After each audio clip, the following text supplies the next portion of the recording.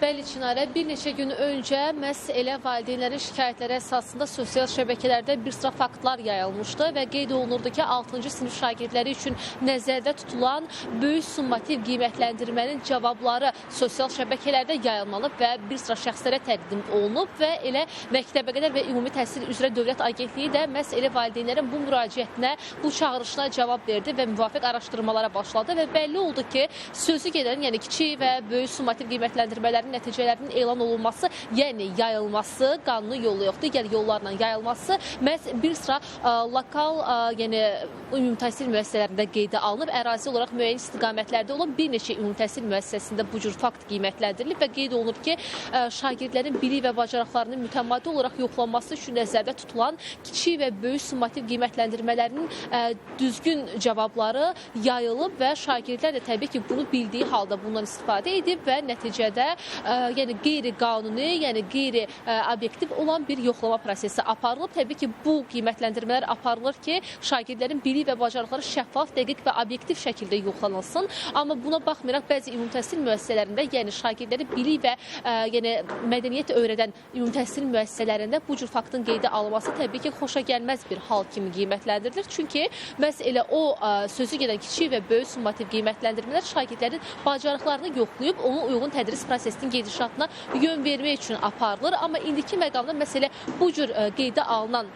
hadisə nəticəsində Məktəbəqədər və Ümumi Təhsil Agentliyindən bildirildi ki, məsələ ilə bağlı hazırda qanunvericiliyə uyğun olaraq araşdırma aparılır və həmin məktəblər də artıq bəlli olub. Elə məsələ ilə bağlı olaraq Məktəbəqədər və Ümumi Təhsil Agentliyinin apardığı araşdırmaya da əsasən, qanunvericilikdə nəzərdə tutulan cəzaya da əsasən həmin sözü gedən ümumi təhsil müəssisələrinin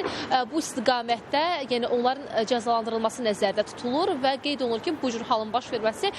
yəni heç də xoşa gələn hal deyil. Çünki şagirdlərin kiçik və böyük summativ qiymətləndirmələr vasitəsilə bilik və bacarıqları yoxlanır və buna əsasən dediyimiz kimi onlara müəyyən materiallar təqdim olunur və bu cür faktın qeydə alındığı ümumi təhsil müəssisələrində də məhz elə şagirdlərin böyük və kiçik summativ qiymətləndirmələrin nəticələri hansı ki, onlara əvvəlcədən təqdim olunub, həmin istiqamətdə də ümumi təhsil müəssisələrində əldə edən şagirdlər üçün yenidən imtahan keçirilməsi nəzərdə tutulur və bununla da obyektivlik təmin olunacaq və dəqiq qərəzsiz formada məhz elə şagirdlərin bilik və bacarıqları yenidən yoxlanılacaq və elə bu hadisənin baş verməsi, aparılan araşdırma, ümumi təhsil müəssisələrində baş verən bu cür xoşa gəlməz hal digər ümumi təhsil müəssisələrinə də indiki məqamda örnək olmalıdır ki, qabaqcadan şagirdlərin bacarıqlarının yoxlanmasını nəzərdə tutan bu yəni sözü gedən böyük və kiçik summativ qiymətləndirilmələrin nəticələri qabaqcadan şagirdlərə elan olunmamalıdır. Elə bununla bağlı Məktəbəqədər və Ümumi Təhsil Agentliyindən informasiya təqdim olundu. Yəni valideynlərin müraciətinə sosial şəbəkələrdə də bir neçə gündür bununla bağlı mübahisəli məqamlar yer alırdı. Valideynlərin müraciətinə elə agentlikdən cavab gəldi və qanunvericiliyə uyğun olaraq da həmin ümumi təhsil müəssisələri müəyyənləşdirildi və barələrində müəyyən qanunvericiliyə uyğun olaraq addımların atılması nəzərdə tutulub. Son günlərin ən aktual məsələləri ilə bağlı elə agentliyin təqdim etdiyi informasiyanı diqqətinizə çatdırmağa çalışdıq. Söz yerdə sizdədir.